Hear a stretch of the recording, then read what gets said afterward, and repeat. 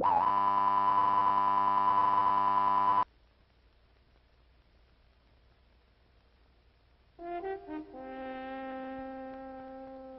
Space Transportation System, America's hope for routine access to space.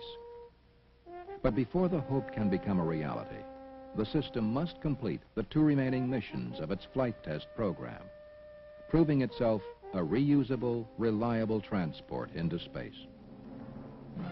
Many of the flight test objectives have already been accomplished.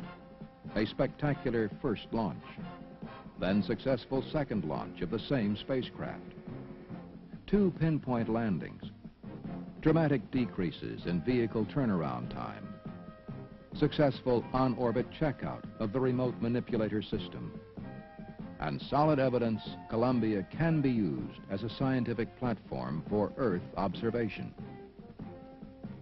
The third flight will push the system even further, proving Columbia can also be used for space observation, completing extensive tests of the remote manipulator system, checking out equipment to be used on later flights for medical research and drug manufacturing, testing an unpainted external fuel tank, which costs and weighs less than the 2 previous tanks, and planning the mission to last 7 full days, so that extensive thermal soak tests can be done on the vehicle and its systems.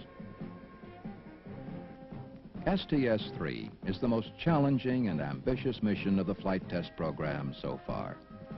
Much needs to be accomplished for it to be a success, and for the orbital flight test program to reach its ultimate goal, routine space flights. The goal of STS-3 is to bring the system one step closer to that reality.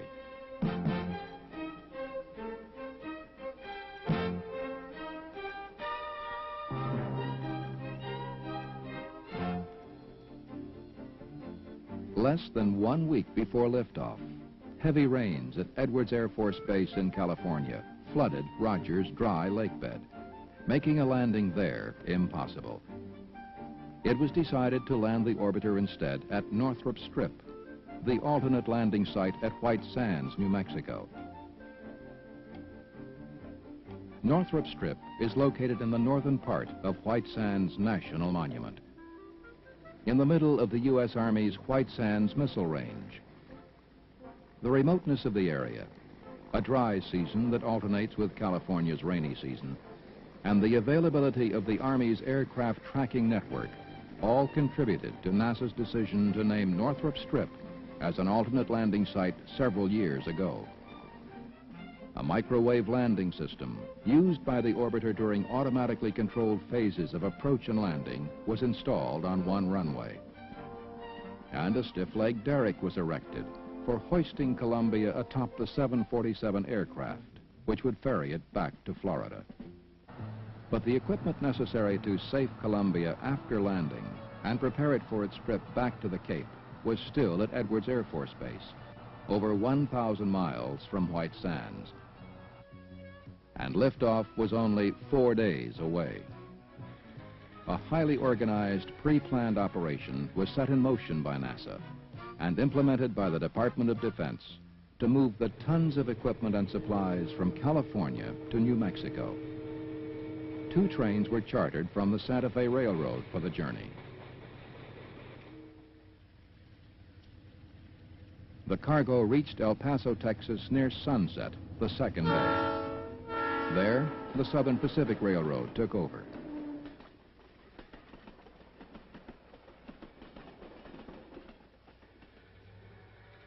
When the trains reached Holloman Air Force Base, they were unloaded, and the mobile equipment was driven the remaining 23 miles. The non-mobile cargo was transported by trucks.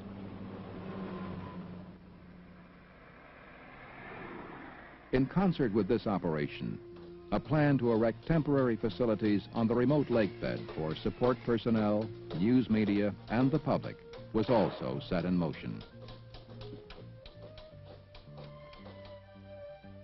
A mobility unit from Holloman Air Force Base was called in to build shelters, barracks,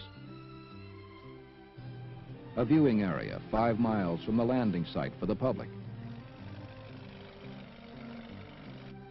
and a press area for the news media. Within 3 days, all construction was complete. Northrop Strip, which before consisted of only a runway and control tower, was now a total encampment, ready to safe Columbia after landing and prepare it for its trip back to Florida. This task could never have been completed without support from both the Army and Air Force.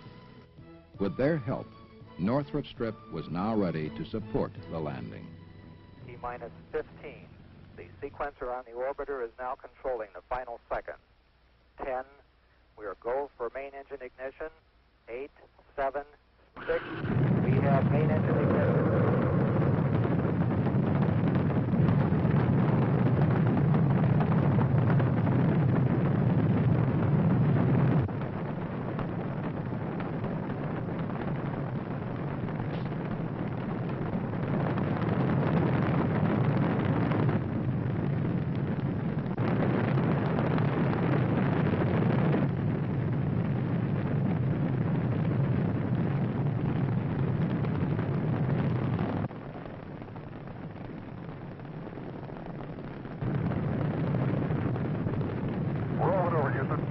Roger, Columbia rolling.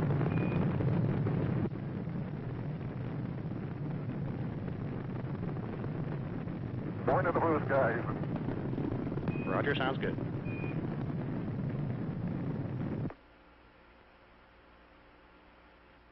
Columbia, Houston, you're go at throttle up. Roger, go throttle up. We're going here too.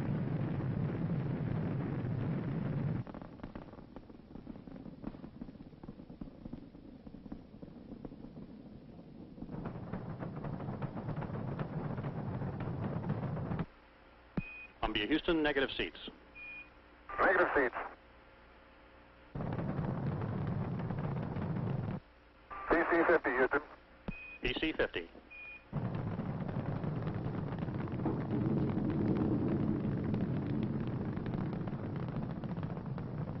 Okay, there's 103.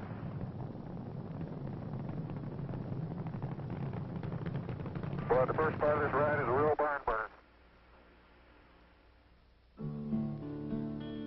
The crew for STS-3, Commander Jack Lousma, a Marine colonel and veteran of the Skylab 3 mission that stayed in space 59 days.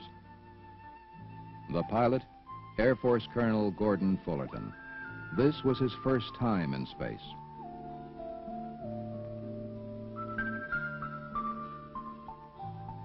Fullerton was given primary responsibility for the extensive remote manipulator system tests done on this flight. With him at the controls, the arm demonstrated its payload handling capability. Okay, well, we got a capture and a grapple. Hey, that's good news. Rigidized and got all the normal contact. That's super, and we're seeing the data. The induced environment contamination monitor was to be unberthed first on this flight. However, the arm's wrist camera malfunctioned, making viewing the contamination monitor very difficult. Since the plasma diagnostic package was also to be unberthed, and because its guideposts could easily be seen with the aid of binoculars, it was substituted for the contamination monitor, proving again the flexibility of the system.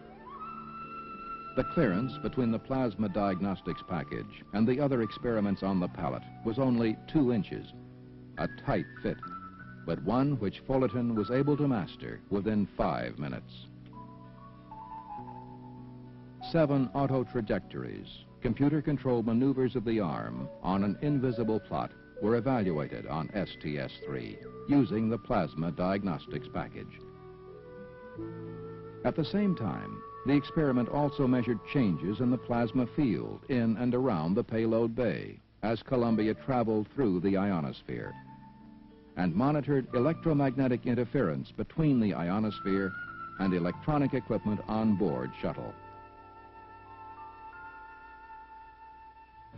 The new knowledge will help scientists understand how larger celestial bodies move through plasmas and aid engineers in designing sensing equipment for future shuttle experiments. Several times during the mission, the ARM and plasma diagnostic package operated in conjunction with a fast pulse electron generator to study the interaction of a stream of electrons emitted into the ionosphere. The result? A glow caused by atoms in the plasma being disturbed by the electron stream. Hopefully, this new knowledge will lead to a better understanding of how the same phenomena might occur in nature, for instance, in the aurora borealis. Other experiments studied the electrical buildup on the orbiter as it moved through the ionosphere, and contamination in and around the payload bay created by outgassings and thruster firings. These phenomena could affect scientific instruments and sensitive astronomy observations on future shuttle flights.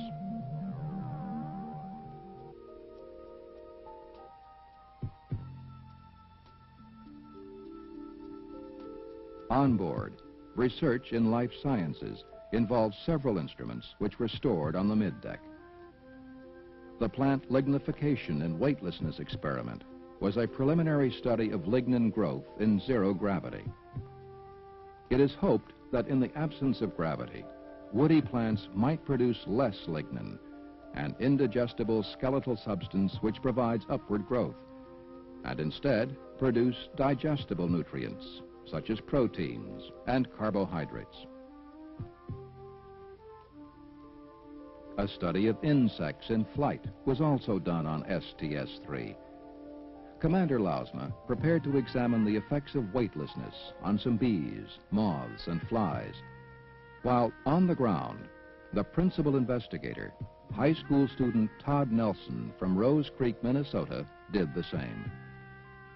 Todd, who designed and developed the experiment himself, was one of 10 finalists in the National Space Shuttle Student Involvement Project, a joint venture of NASA and the National Science Teachers Association. His experiment flew on STS-3. The other finalists' experiments will fly on later flights. The purpose of Todd's study was to compare the natural flight characteristics of 3 species with their behavior in zero gravity. The insects were chosen primarily because of their different wing sizes. Todd wanted to find out if that factor would affect their flight behavior in zero gravity. After recording his findings in the Earth's gravity, he watched the cruise report from space. Okay, hello there, space fans. Here we are in the good ship Columbia, speeding over the United States at 150 miles, flying pretty fast, about 5 miles per second, but there are some among us who are actually flying faster than we are. And in this box, they're not only flying along with us, but they are flying themselves, so they're actually going a lot faster than we, I think. Most of them have positioned themselves around the periphery of the box or fastened themselves onto something, and unless we agitate them a little bit and make them get going. Now, it seems like the moths are doing a little better than the bees. The bees are just sort of tumbling around without flapping their wings. But the moths, every once in a while, you can see that one flying right there. He seems to have adapted to some degree to zero gravity. And there are a few bees like this one here. He's just floating around. He's taking the easy way out like Gordo is now. You don't see Gordo flapping his wings in zero G. Todd gathered much data from his experiment, and with the aid of his sponsor, the Avionics Division of Honeywell Incorporated, will report the findings in a paper to the National Science Teachers Association.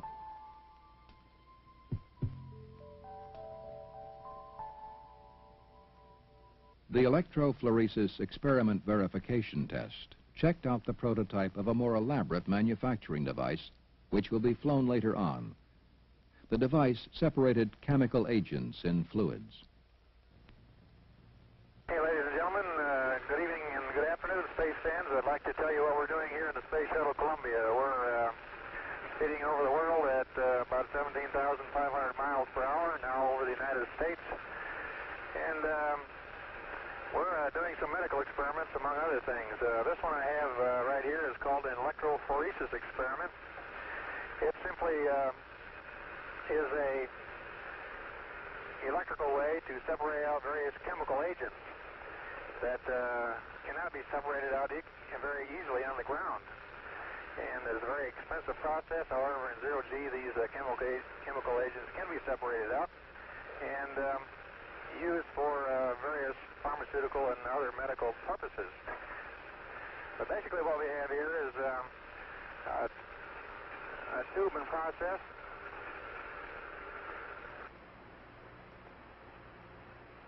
It's inside of this container.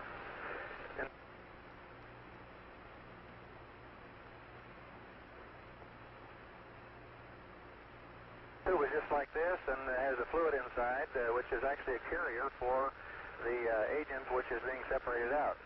We have a sample that we use to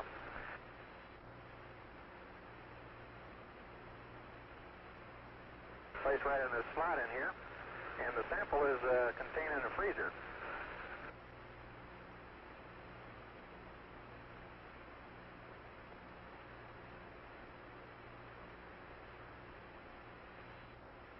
Inside of this freezer are several small samples which are used in this electrophoresis experiment. And then once the experiment is processed and the various chemical agents are allowed to move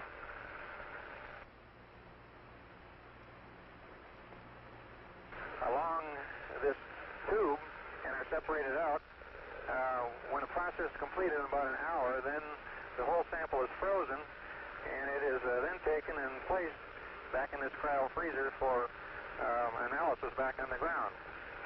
But this is a forerunner of a pharmaceutical experiment, and I think that this will be one of the major experiments and one of the major industrial uses of space in the future is in the area of pharmaceuticals, and this is just a forerunner of one, and it looks like it's working very well, and we'll have very promising results.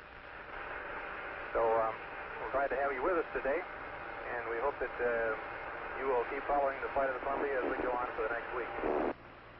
Here comes the studio TV technician down to put in a brief appearance here. Sally? Is that the vampire that goes with the red blood cells? Something like that. In some of the most important tests of the mission, thermal soaks of Columbia, the vehicle was maneuvered into an attitude relative to the sun, which exposed the structure to either extremely hot or extremely cold temperatures. Mission controllers determined the effect of the soaks on the vehicle and its systems by monitoring the readings of temperature-sensitive instrumentation located at various places on the orbiter structure. They also devised a simple way to display the attitude of Columbia in relation to the sun using a device called the thermodillo, so named because the object representing the orbiter is a popular animal in Texas, the armadillo. The position of the armadillo represented the attitude of the vehicle, and the flag reported its thermal status. The bottom part of the device, called the consumadillo, showed the status of consumables throughout the flight. After maintaining attitude for an extended period of time, the payload bay doors warped temporarily, which was expected because of the extreme temperatures encountered. To measure the exact amount of warpage, the doors were put in the closed position.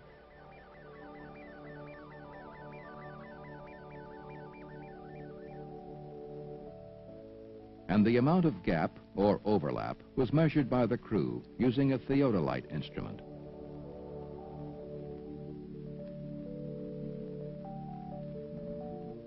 Then the doors were reopened for the next thermal test. The astronauts reported much less warpage than was predicted by pre-flight engineering studies. Good news to flight planners and commercial users for future shuttle flights. Special measures will not need to be taken to cool down or warm up the doors before they can be closed. Although the astronauts had little appetite and difficulty sleeping their first 2 days in space, they gradually adjusted to the weightless environment. Klausma suffered motion sickness, and Fullerton experienced loss of appetite, a side effect of the motion sickness pill he took pre-flight. The flight surgeon prescribed food and sleep, and mission planners scheduled a less strenuous workload for flight day 3 so that the astronauts could recuperate. The first zero-gravity treadmill was used on STS-3. It was designed by astronaut William Thornton to simulate running in an Earth gravity. Since the muscles do not have to work as hard in zero gravity, regular exercise must be maintained. For their welcome home, the crew wanted to look their best. With only one personal hygiene area on board, Jack and Gordon had to take turns. In fact, because of the limited storage space on board, the crew shared almost everything with each other.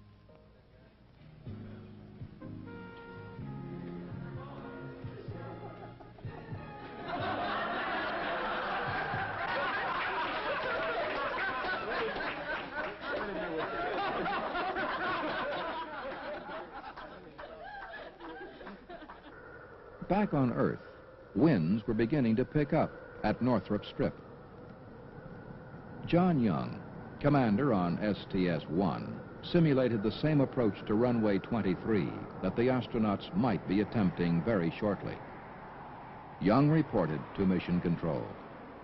There's about 2 miles of visibility on runway 17 and runway 23 is covered up in sand. I think we ought to knock this off, over. Okay, we got you, John. We copy and concur. Yeah, I'm sorry, you guys. Not your fault. The wind was gusting over 50 knots. And deorbit burn, to put Columbia in the correct attitude for entry into Earth's atmosphere, was only 40 minutes away. Columbia, Houston, through Ascension, over. Pretty loud clear, Steve. How many? Roger, I got you 5 by. Jack, we talked to the STA again between Bermuda and Ascension, and as you could probably surmise, the winds have been coming up all day. It was still acceptable until his last pass, but during John's last pass, the visibilities were unacceptable and the turbulence was severe, so it's not a good day, and we're going to wave off for 24 hours, over. Okay. We've had a good drill.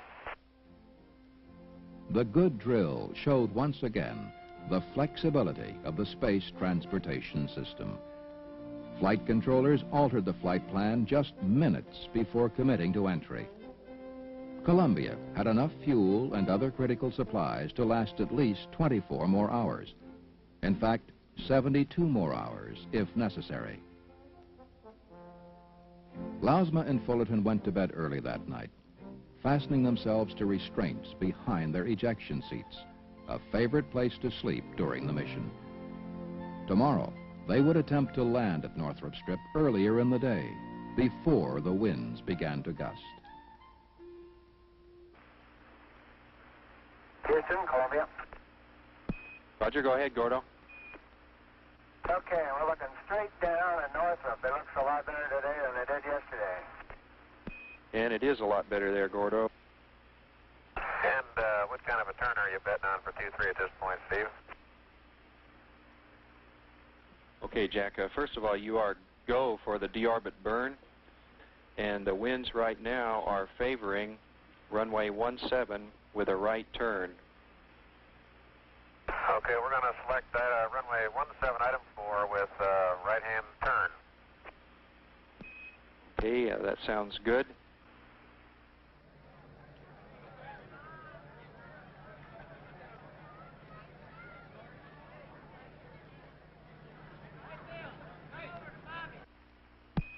Columbia, Houston, through Buckhorn, configure AOS. Okay, we're reading you loud and clear. We got the PTI so far, and take a look at our ground track and nav, please. Roger, energy and ground track are good, and nav is great, Jack. That's good news, Steve. Thank you. This is really a beautiful flying machine. Columbia Houston, have an update on winds and weather when you're ready. Go ahead. Roger, a high scattered cirrus deck over the field. Surface winds 180 at 11, altimeter 3003. Over. Okay, I got them. Columbia Houston, show you intersecting the Hack now, passing 26,000. Looks good. Columbia Houston, winds 190 at 14. Wind, where you go?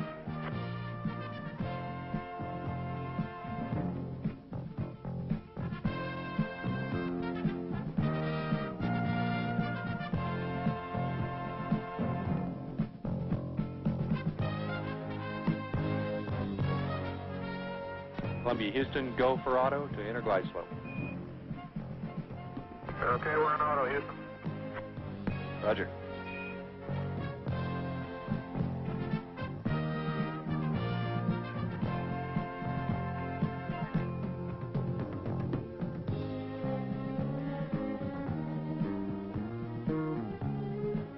Bring a flare, Houston. Roger.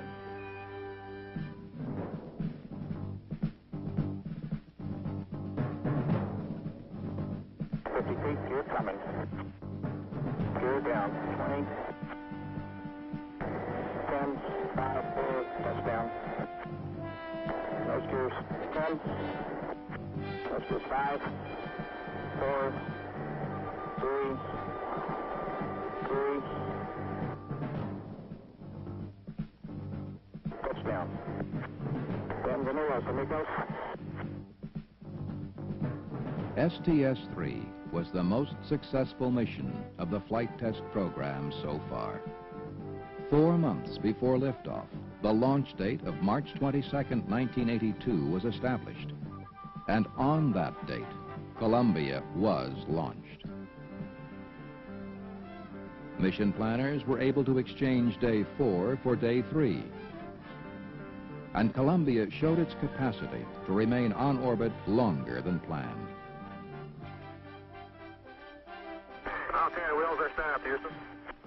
Okay, Columbia, welcome home. That was a beautiful job. The space shuttle has brought us closer to something else. After his return from space, Commander Jack Lousma said it best. I think we rekindled that patriotic spirit that has been lingering in the background, that has wanted to come to the surface. And I think that the space shuttle has caused that, in a sense, to happen. And I think the space shuttle is great for that reason. The whole transportation system is something that is good about America. People are beginning to realize it and be proud of it. STS-3 has clearly demonstrated the versatility and flexibility of the space transportation system. It has brought us one step closer to the beginning of a new era, routine operational spaceflight.